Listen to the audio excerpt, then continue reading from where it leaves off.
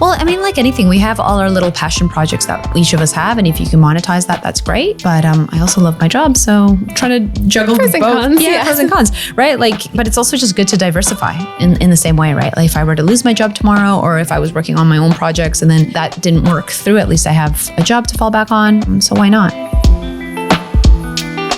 The Get Rich Slow Club podcast is a collaboration between Tash Etchman from Tash Invest and Ana Christina from Perla. The Get Rich Slow Club acknowledges the traditional custodians of the land we record on. From coast to coast, across land, waters, and communities, we pay our respects to elders past, present, and emerging. Any advice is general and does not consider your financial situation, needs, or objectives, so consider whether it's appropriate for you.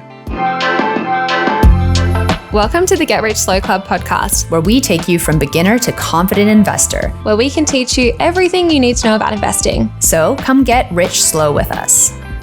Today, we're going to talk about our 2025, seems pretty wild to say 2025 already, but our 2025 goals and New Year's resolutions, I guess. But first, money wins, money losses. Do you have one? You start. I'll start. And I was struggling to think of one today. It's sometimes hard. It's sometimes hard because we record sometimes a few episodes in a row. So it's like we rock up and we're like, we need 4 different money wins or losses. Yeah. And it's hard to be like reflective when you're like, oh my gosh, what have I even done this week? There's so much going on. Mine is win and loss. I went to lawn on the weekend, which is fun. Lost because it rained the whole time. Oh no. And a lawn has so much potential to be so beautiful if it was sunny and warm, but It's it was so beautiful not. there. But money win, I used my Accor membership to book a hotel for the night. So we got free breakfast and we got a room upgrade, and then we used the 50% dining discount for dinner, which was awesome. I was thinking of you actually, so maybe this is a bit of a money win. I booked hotels. Me and my mom are going to New Zealand. She's visiting. I think I mentioned that. Yeah. And so we're going to New Zealand tomorrow. And Yeah, we crazy. was I talking about the hotels? No, was I talking to you about just this? told me you were going to New Zealand Okay. randomly. So I was also looking to book hotels, and I was looking for cheaper ones because you know how, you're trying to save money, whatnot. And I was like, what am I doing? I'm going on a trip with my mom. Sometimes she needs to go rest. I'm going to get a good hotel in a good location so that when she rests, it's a nice hotel. And meanwhile, I'm close to the city, so I can just go walk around and stuff. Yeah. So it was one of those, I can't remember the actual amount, but it was more expensive. But I was like, yeah, like this is not a situation where I'm trying to save money. Like I need a good hotel so she can rest in it. And I need a good location so that I can go walk. Yes, you can go out. Yeah. So I guess it's a money win because sometimes you save money in places where you don't care, but then the things that you value, I have no problem spending money on that. Yeah, and you don't want to go somewhere and then be like, oh no, we've got to get a bus, we've got to get an Uber. And then sometimes I find when I pick a cheaper place, I end up spending more on Ubers because I think I'll get the train and then I just won't. That's exactly what happened. The one that I was just about to book, I was like, I'm going to have to taxi in or like Uber in or whatever it might be. I was like, why? Why am I doing this? Yeah. Why? And you really For underestimate. what? Yeah. For like $100? Like, Yes. you know, You might no. as well just pay it. I'm just going to pay it. So yeah, there you go. I thought of a money when you inspired me based on your comment. Yay, a value spend. Yeah, a value spend. Yes, we're all about value spending. Okay, I've got a few different goals for next year. I've got maybe like 1 or 2 financy ones and the rest are more life ones. Do you want to start with finance or life first? Yeah, let's start with finance. I think sometimes they go into one another. I have spoken about this so much, but I want to buy another property and I'm going to buy another property. So I'm going to sort out, I'm going to actually make them timely ones this time because I didn't last year and then I didn't end up buying this property that I've been talking about forever. Smart goals. Yes, by January, I'm going to have sorted out, this links into my second goal. I need to sort out some stuff on the share registry so I can do my individual tax properly because something hasn't matched up data-wise and I need to go in somewhere and get something notarized or like there's a few too many steps I need to do that I've been putting off. So I'm going to sort out my share registry stuff and then finish my tax return by the end of January and then hopefully have a buyer's agent. No, not hopefully. I'm going to have a buyer's agent by February to look for a property for me. So you're going to have a buyer's agent. You're not doing it yourself yet. Yeah. Okay, cool. So I'll have pre-approval and a buyer's agent in February and I'll do my tax in January. And then I'll have a property whenever it comes after that because that's a little bit more out of my control. But those steps will be in place by the end of February. I'll be your accountability buddy. I'm going to ask you in February. I'm going to be like, did this happen? Because a lot of people go on holidays in January and it's hard to get anything done.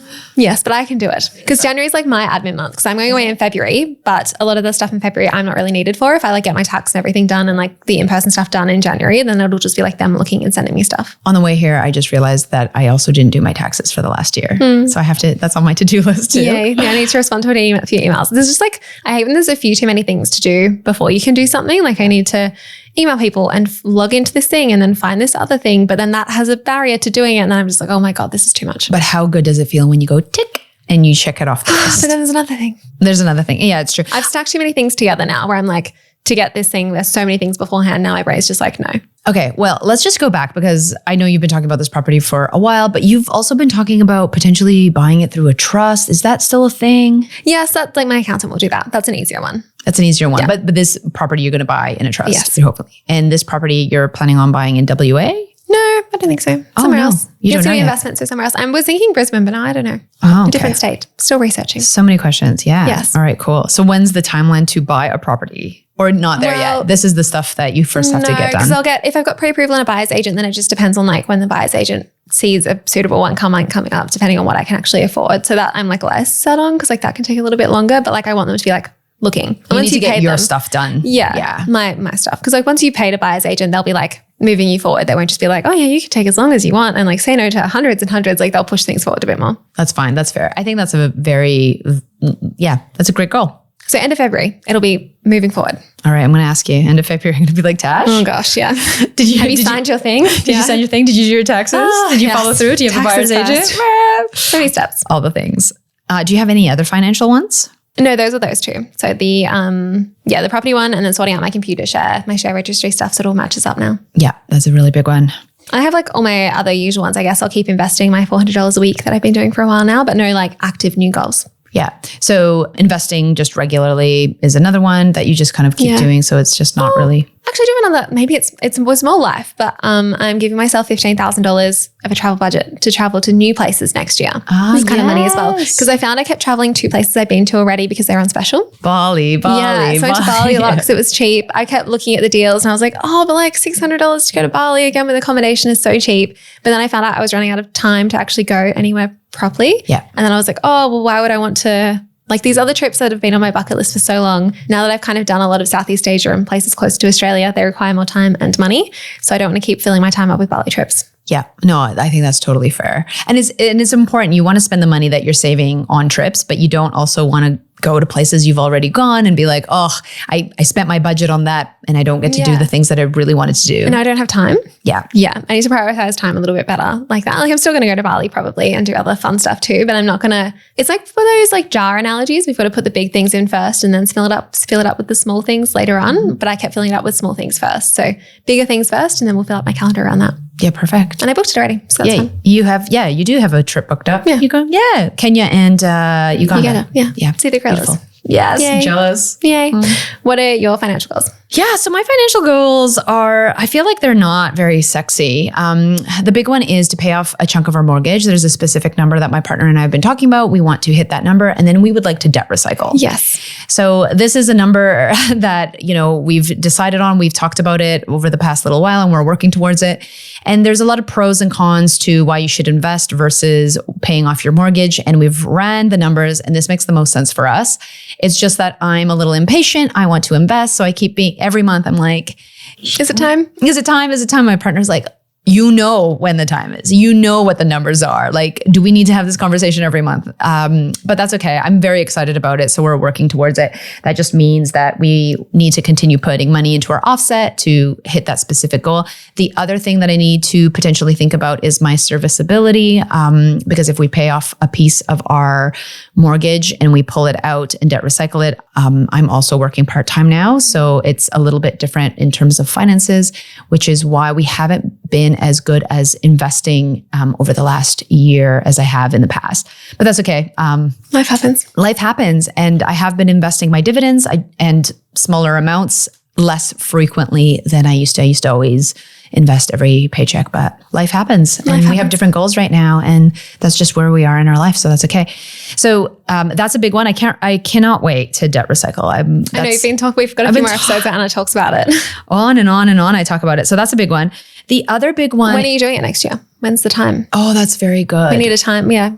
We've learned from this year. I've learned from this year. Yeah. Well, it's a specific number. So it's less time focused. So you've got one. Yeah. Okay. Yeah. So we have a number that we want to hit in terms of how much of our mortgage is in our offset, and then we'll debt recycle. So that time really depends on how good we are with not spending money. But do you have a time for that though? Is it like hopefully in 6 months, hopefully in 9 months? The estimate is about a year. Okay. So it is a pretty long goal. So within a year. Yeah. You'll start debt recycling. That's the plan. Smart goal. I will debt recycle within 12 by December 2025. Yeah. So, it is nice though.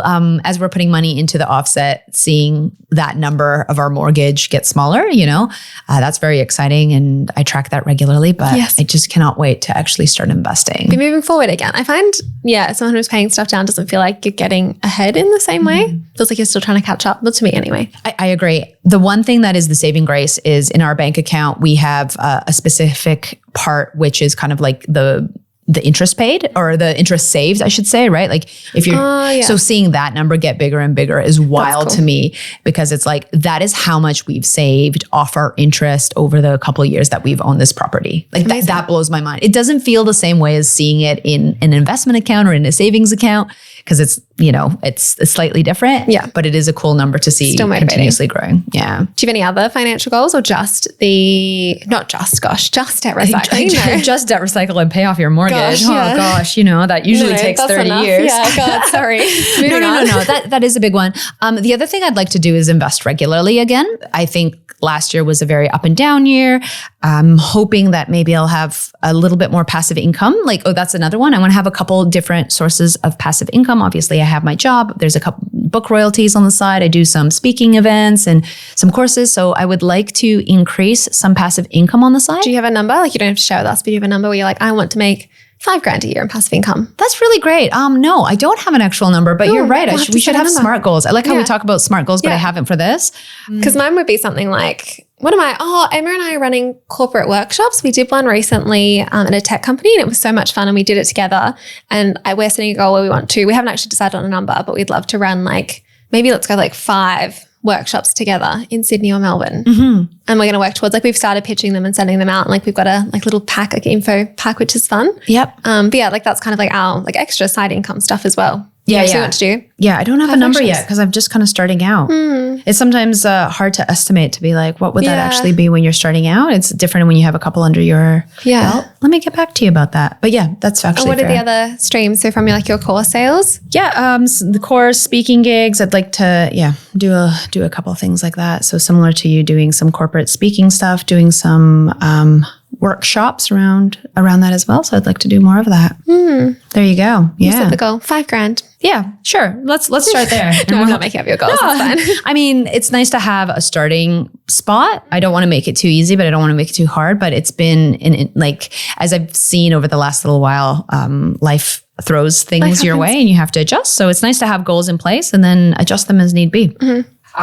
Big year. Yeah. So a lot of it is it's less exciting. It's more exciting when you're trying to invest for something, but it's a little bit. Yes, actually. Why do you want passive income? Yeah. Gosh, we're not following our book, are we? Let's break it down. You want passive income. Why? Why do I want passive income? To have opportunities and options. That's really what it comes down to. So having more flexibility over my time, having flexibility over what I work on, how often I work on it, and what I do. So that would kind of be that. Yeah. And is it more as well? I know you were saying another time that you wanted it to be more of your own stuff instead of it being working for someone else's stuff as well. Yeah. Sometimes I like a little bit of both. I've always liked working for someone because then I can just shut off when I go on holidays and having that kind of security, but it's also nice to have something on the side if it is your own as well. So. Diversifying and security. Fun. Yeah. Well, I mean, like anything, we have all our little passion projects that each of us have. And if you can monetize that, that's great. But I also love my job. So trying to juggle pros and both. Cons. Yeah, pros and cons, right? But it's also just good to diversify in the same way, right? Like if I were to lose my job tomorrow, or if I was working on my own projects and then that didn't work through, at least I have a job to fall back on. So why not? Diversifying in investments and in jobs. I like it. Absolutely. Another one is we are planning on going on a family trip, ideally next year. And that's going to cost a lot of money, probably around $20K. Oh, you're going, overseas. Overseas. It's exciting. Around that is, I'm like, it's a lot of money for a family of 4. So putting some money aside for that is really important as well. Yeah, and it'll be good. You've been talking about it for ages, so it's exciting. Yeah, and we didn't really take a proper holiday this year. You sound unsure about it though. But the rest of them, you're like, I'm going to do this and I'm going to debt recycle. It's so exciting. And now you're like, family holiday. There's a little bit a drama around that. I wanted to have a family reunion and everyone was gung-ho about it. And we all said we were going to meet up in Croatia. And then a couple people like last minute were like, well, it's really expensive. And it's like, we've been talking about this for 3 years. Yeah. So I just feel a little bit disappointed. Okay. Bit deflated about it. A bit deflated and disappointed. And so the toss up is, do I just keep going? Because that's what I said and other people will be there. And also my parents are going to be there and I want my grandkids to see where my parents came from. So that's really important. And then the flip side is like money is better spent going to Canada where I see like all my friends and family, like my other friends and family, as opposed to going to Croatia. But I mean, 2 decisions. you know, and it's expensive. They're expensive decisions. So you want to make the right decision. So I feel a little bit Owen deflated. said to me the other day, Owen from Rask, he was like, it's so nice when you have 2 good options to choose from and it's not like a good or a bad one. Like there's no bad decision. And it's hard when you're like, oh no, I've got like, what do I do? And I could waste this money. But like Croatia or Canada, what a cool choice. I know. My life is so hard. Like, you know what I mean? We all do it. Like it feels like a lot because you don't want to make the wrong choice. Because it's a lot of money too. It's a lot of money. And every time we've gone on a trip recently, my kids have been sick. So it's like, I cannot imagine being in another country that's unfamiliar to them. You don't have your flight and being sick, like being stuck, right?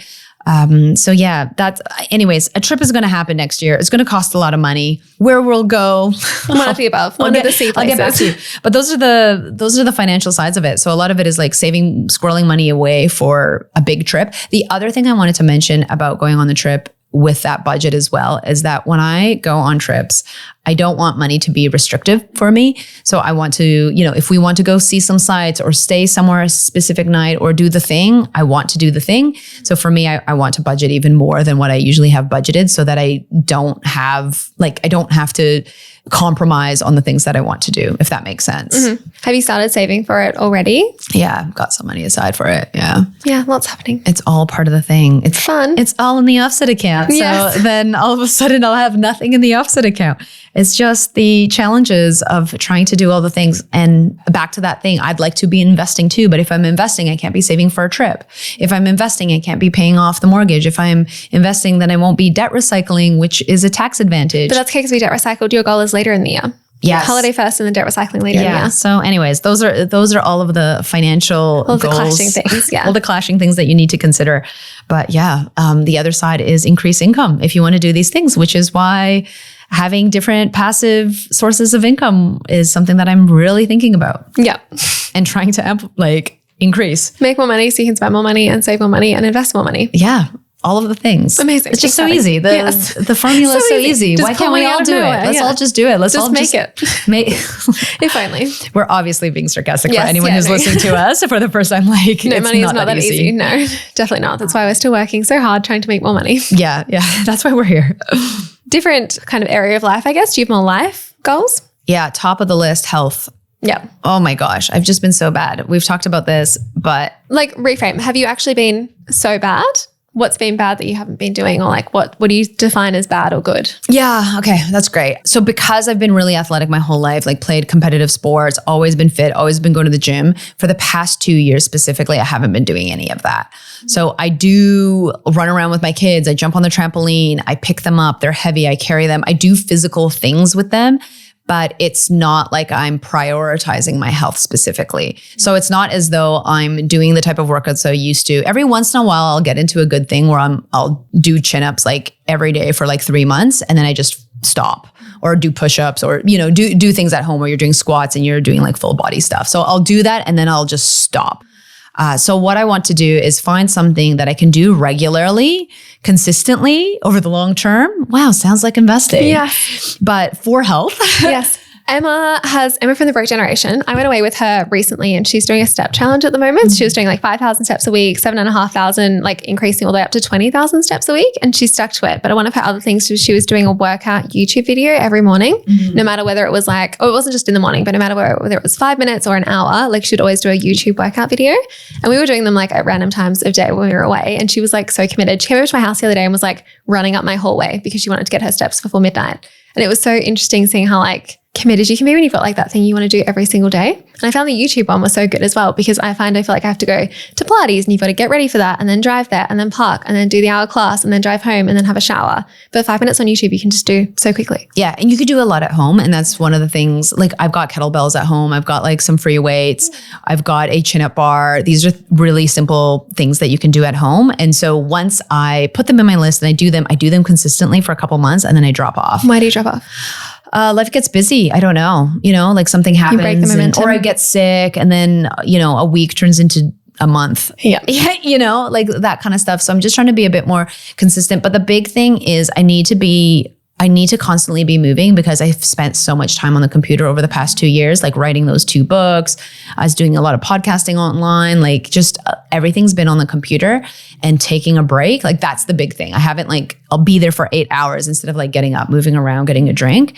So I need to look after myself, because I really did my neck and my back. And I keep saying, health is a priority this year, and then life happens. So life happens. Yes. No more books for no more books for a bit. I have no excuses. So it's going to happen, Tash. Yes. Okay. What's your goal then? Smart goal it. Yeah, my goal is going to be very similar. I'm going to start just really simple, like just doing a couple push-ups, chin-ups, all those things, just daily. And again, daily 10-minute workout. Yeah. And actually, I've been starting with really simple stuff like stretching. So my massage therapist was like, just do 10 minutes, just 10. And I was like, yeah, just 10. Put a timer on, go do the stretches. Even if it's like yoga or whatever, I just need to do the 10, get it out of the way. So I'm starting there and then slowly increase my strength training on top of that. Nice. I like it. So just stretching right now, yoga. I don't think I have any like specific health goals in relation to that. I feel like I've gotten into quite a good routine with like Pilates when I'm back. I need to be a bit more consistent when I travel, but like when I'm back, I go to Pilates like 4 times a week at least, which has been good. I go for walks as well. So I don't think I'm going to set any health related goals this year. I feel like it's all just working for me. That's good. Which is good. Yeah. That's good. Yeah. That was me a few years ago. Actually, no, I do have, oh my God, I need to get better at sleeping. That's my goal. I need to go to bed earlier. Yeah. What are you doing? What's your bedtime routine? It's been horrendous. Like, cause like going backwards and forwards with different time zones, like going back to Perth and it's 3 hours now with daylight savings, and trying to come back is just like throwing me off so much. Like I've been in a bad habit of when I'm in Melbourne going to bed at like 1 a.m. So it's only 10 p.m. back in Perth. Yeah.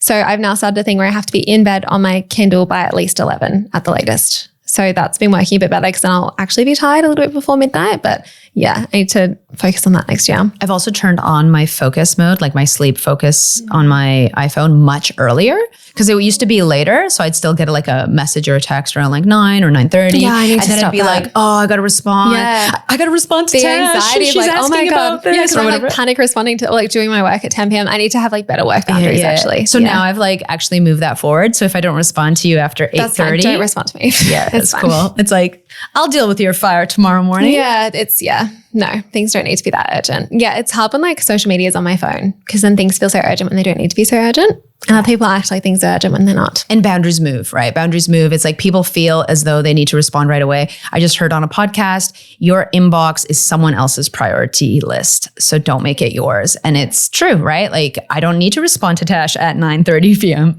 I don't need to respond to anyone. It's good if you haven't seen it. I find if I've seen it and I don't respond, then I'll just think about it. So I like kind of, it's better for me to respond, but I need to be better at not seeing them. Yeah. Because then I'm not thinking about it. Yeah. Those boundaries are hard. So hopefully that helps with your sleep as well. Yeah, I just need to go to bed earlier.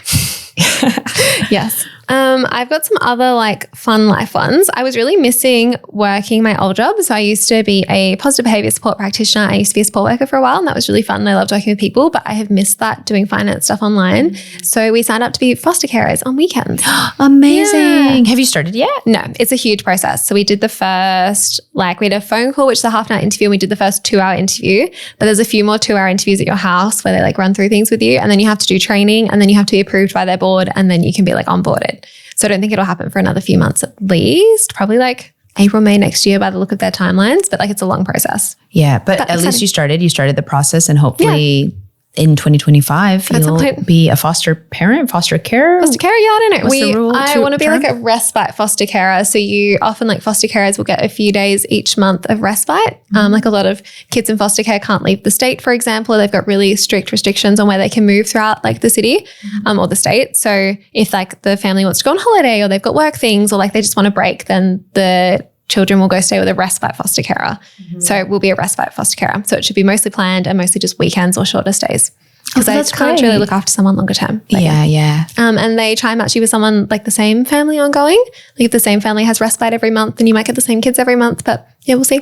Yeah. Oh, what a great new process, and hopefully enrich everyone's lives involved. Yes. And then another one that's kind of related to that is I want to volunteer as well. So years and years ago, I wanted to work in like prisons as an OT, but it's hard to get a job doing that. You need to do like long grad programs, and you can't really do that as like casual or part-time. So I want to volunteer somewhere. And there's a charity called, I think it's Prison Network, where you can go volunteer with women in prison and help like do activities and stuff with them.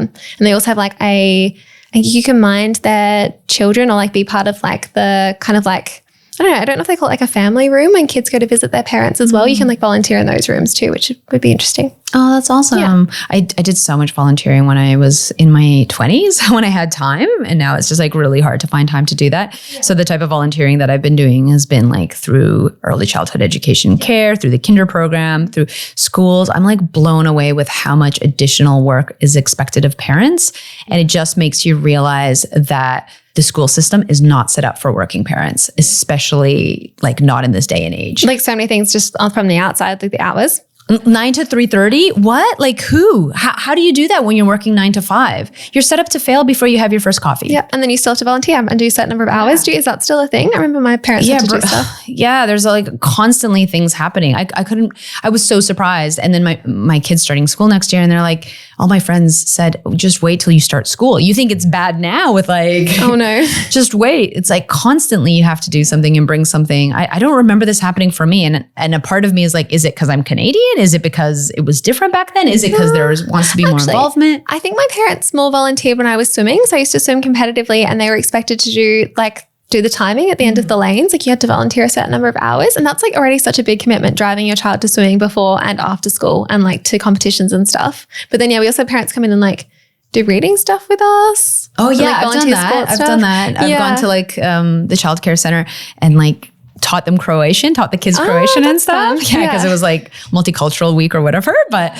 yeah, it's fun doing those things, but it is so hard if you're working, especially if you're working full time. And you can't like work from home and have like flexible hours. Like that'd be so impossible. It's hard.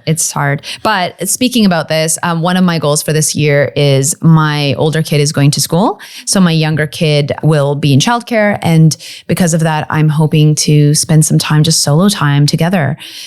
So that's a bit of a shift in our house because I've had both of them at the same time. And my older kid obviously had first. So we had a lot of one-on-one time. But my younger kid, we never get one-on-one time. So I'm really excited to like focus on that bond, spend some time together independently of anyone else. Like I'm really looking forward to that. That'd be good.